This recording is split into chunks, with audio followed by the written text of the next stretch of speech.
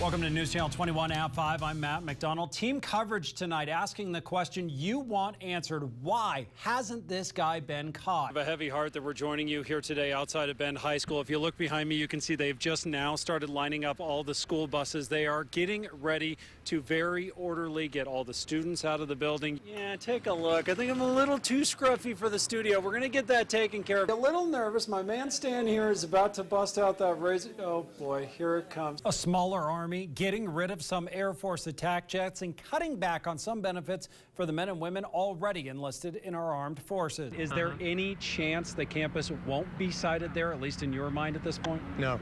It is about to get loud in the Bank of the Cascades Event Center in Redmond this weekend. The Monster X Tour is here. Oh yeah, the tour features dirt bike jumpers, monster truck rides, even 5 monster trucks that'll battle it out to see who's the best in show. I love using that voice. Selling drugs to high school students. Bend PD says tips from citizens led to a drug raid yesterday at an apartment just a block north of Marshall High. They don't know the cause yet. In fact, they said they haven't been able to get into this church yet because they're making sure that everything is safe before they go inside. Cynthia Ruddle is suing a woman in Clackamas County saying her pet duck attacked and she fell trying to escape, injuring her wrist and shoulder. Not quite Olympic standard, but I'm close. I'm close. Not that bad, right? There was very little standing. You had to look. It was right in the center there that I was standing. With a bit of a heavy heart that we're joining you here today outside of Bend High School. If you look behind me, you can see they've just now started lining up all the school buses. They are getting ready to very orderly get all the students out of the building. In this climate that we live in, anytime there is a shooting on a school ground campus, immediate lockdown, that also triggers a whole series of procedures, not just for the school, but also for law enforcement. They had to clear that building. Students were kept in their rooms. Several of the students we talked to said that they actually had things barricading their door to get out of their room. I think I just want to leave with some final thoughts, specifically a conversation I had with a student as he was finally walking out of this building after the lockdown. He said to me that one of the things he hopes most that comes out of this on Monday is that the students take with this a sense of not just the tragedy and the loss that certainly everyone is feeling, but this is an opportunity to reach out to some of the other students, whether they know them or not, and create a supporting environment that will hopefully be a path to prevent a tragedy like this in the future. We'll, of course, keep following the story. We'll have updates at 6 o'clock as well as on our website, ktvz.com. Welcome to News Channel 21 at 5. I'm McDonald. Team coverage tonight asking the question you want answered. Why hasn't this guy been caught? The latest heist happened Friday just after 3 at the Home Federal Bank in downtown Bend. Brittany Weiner has been making calls all day to see where police and FBI are in the investigation. Brittany, thanks. Continuing our team coverage tonight, while police investigate who did this and they try to track him down, the public frustration grows over why, after 5 robberies, 3 at the same bank, this man still has not been caught.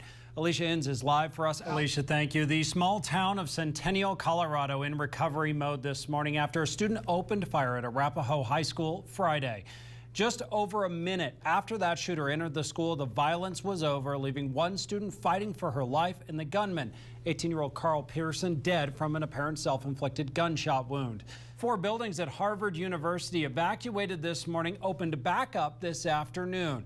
Reports earlier today that bombs may have been planted turned out to be false. Certainly does not feel like winter is about to start. Sunny skies and warm temperatures all day today. Meteorologist Travis Knutson joins us now from the Weather Center. Travis, despite our good fortune today, you're saying a cool down's headed our way, right? In Washington tonight, all eyes on the U.S. Senate, and there is some hope. Hope that the bipartisan budget deal passed last week in the House will pass the Senate.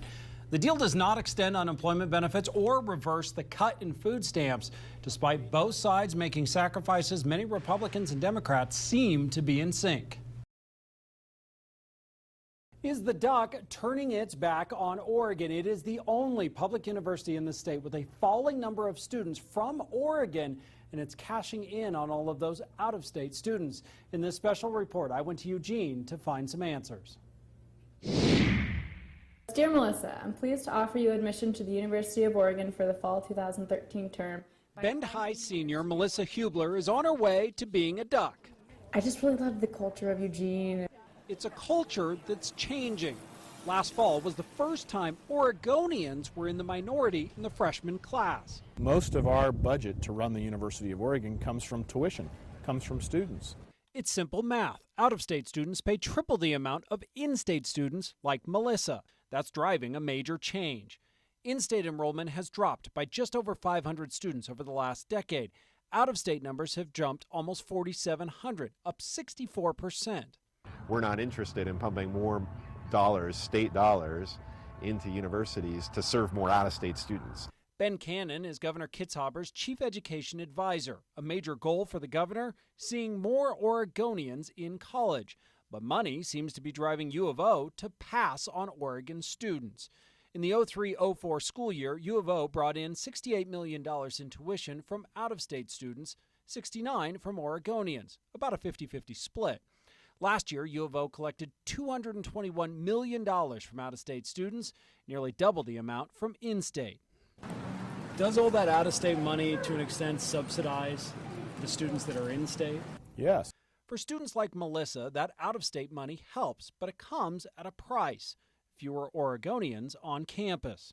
Oregonians used to make up 70% of the campus. Last year, it was just 58. Their likelihood and ability to get state funding is tied to, and increasingly so, their ability to serve Oregon students. Despite more than a century of support from the state of Oregon, the Ducks may not care anymore. We are a very popular school out of state at the moment. We are a hot school. That means a huge pot of money waiting to be grabbed. They sent me this little trinket in the mail. It's like a luggage tag. And for Melissa, fewer of her high school friends making it to U of O. The day starts brimming with optimism. My hopes are high, Matt. I'm ready. So As like ready we- as I'm ever going to get. Come on in. Mount Bachelor instructor Nate Edgel, yes, spelled N8, assures me he's taken on bigger challenges than me. All I need to do is give pressure to that arc, and that should make my snowboard turn. Easier said than done. It's okay.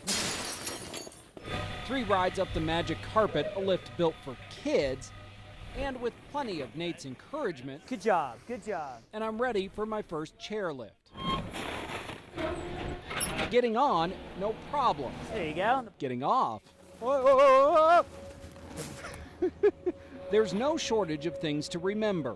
Keep those hips down. Keep those toes up. Flex the ankle on that board. Lift up those right toes nice and high. Stand on that left heel. I'm not going to the right. Good instruction or natural talent, I'm picking up speed. The wind in my face, the sun glistening overhead, the mountain peaks cut against a blue sky. It's perfect until... So what I'd like you to do, we're going to get a little bit advanced here. Did he just say advanced? Toe edge turn. Yeah. This is where I hit the wall. Whoa!